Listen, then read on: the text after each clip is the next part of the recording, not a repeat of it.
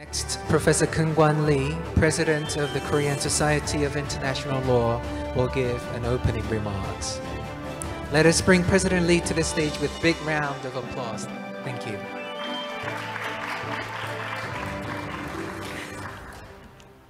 Judge Albert Hoffman, President of the International Tribunal for the Law of the Sea, Mr. Jae-young Lee, Director General of the Bureau of International Legal Affairs, the Korean Ministry of Foreign Affairs, Excellencies, distinguished guests, and ladies and gentlemen. I'd like to extend a warmest welcome to all of you. Let me also wish all of you good health in the midst of this global health crisis.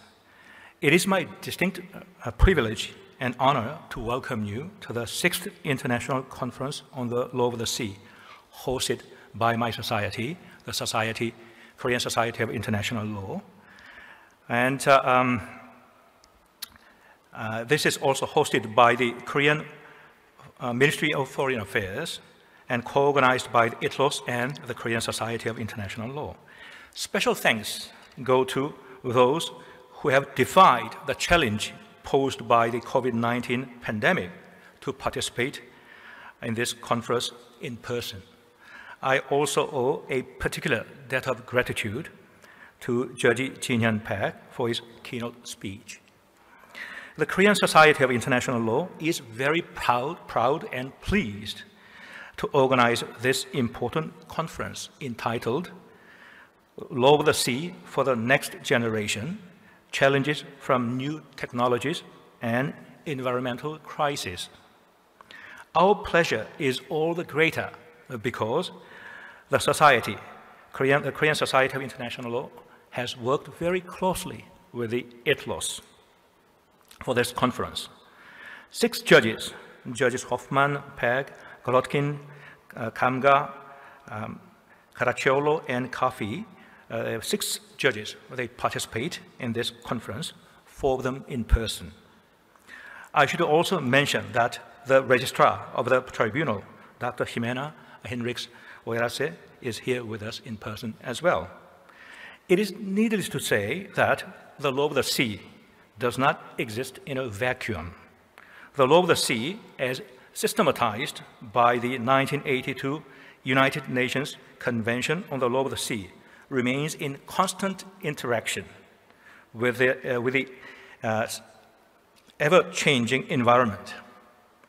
Through such ceaseless interaction, the law of the sea continues to evolve as a resilient normative system that can meet new challenges. Well, President Hoffman used the expression evolve or evolution quite often in his speech. And as was rightly pointed out in 2017 by Judge Vladimir Golitsyn, the then president of the ICLS, on the occasion of the 20th anniversary of the tribunal, I quote, "The success of the convention lies in the fact that it provides a flexible framework for the international governance of maritime activities," end of quote.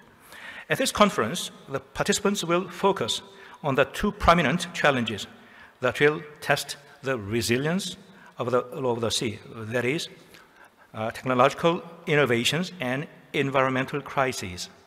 These challenges barely registered on the radar of international law experts and policymakers when the UNCLOS was negotiated and adopted. 40 years on, the magnitude and urgency of these challenges we face today is quite alarming. As a result, the guardians of the UNCLOS regime, represented by the ICLS, are placed under a special obligation to further evolve the regime as a flexible and resilient one that can address these challenges.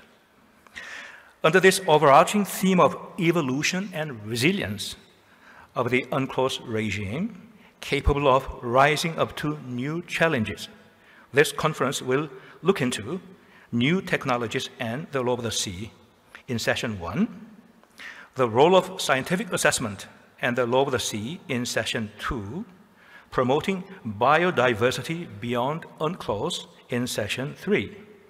Climate Change and Challenges to the Lobe of the Sea in Session 4, and UNCLOS as the Nexus of Marine Protection Norms in Session 5.